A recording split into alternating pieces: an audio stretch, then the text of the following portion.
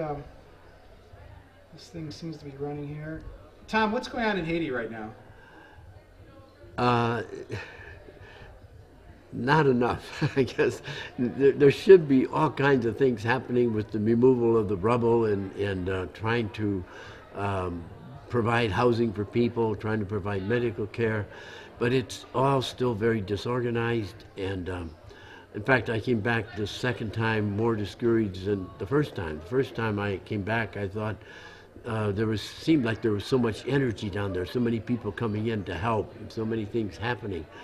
Now that's slowed down, and I haven't seen any progress in the removal of rubble from the streets. The buildings that were knocked down are still sitting there, all that rubble, bodies underneath them.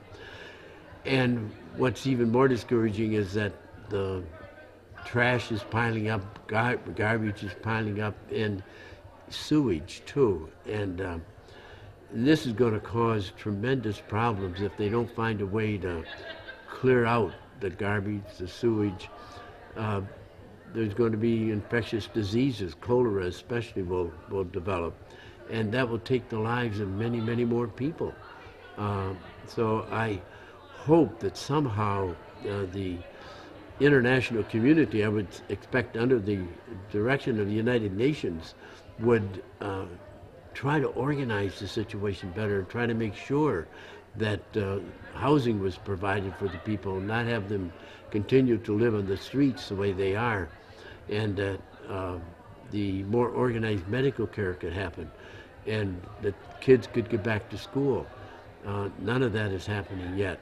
So I'm hoping that somehow there'll be better organization and that we will begin to see some improvement.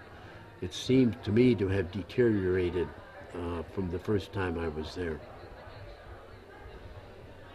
Specifically, I watch this stuff on TV or I see, and I feel overwhelmed. Like, there's nothing I can do personally. Would you suggest that people could do? There isn't much that you can do from here, I agree, except to try to urge our government leaders to, uh, like in the Congress, I know that for Detroit, Congressman Conyers is trying to take a leadership role in pushing the UN to, to organize better, to try to develop a better plan or some kind of a plan to clean up the city, to remove the rubble, to begin to provide more permanent places for people to stay. Um, and so we can urge that upon the Congress and upon the administration to bring the United Nations more fully into the picture. And to, we do have President Clinton as a special envoy of the UN to Haiti, but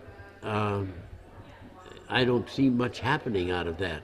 And so I'm hoping that maybe we can put more pressure through our government on the UN and through the UN on President Clinton as the envoy to try to oversee a better organized response to what is happening there.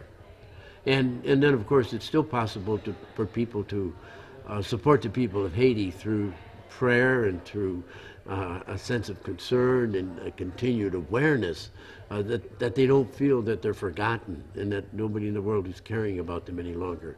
And then also to make contributions to some of the groups that are trying to provide help to the people of Haiti.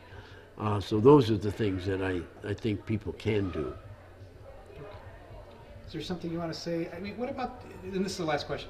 Just about the people of Haiti themselves. They just seem like such a strong. Or they, tell me Well, about the people of Haiti themselves. okay, the people of Haiti themselves haven't given up. And so I feel sort of like I'm not as good as they are because I feel discouraged and depressed almost.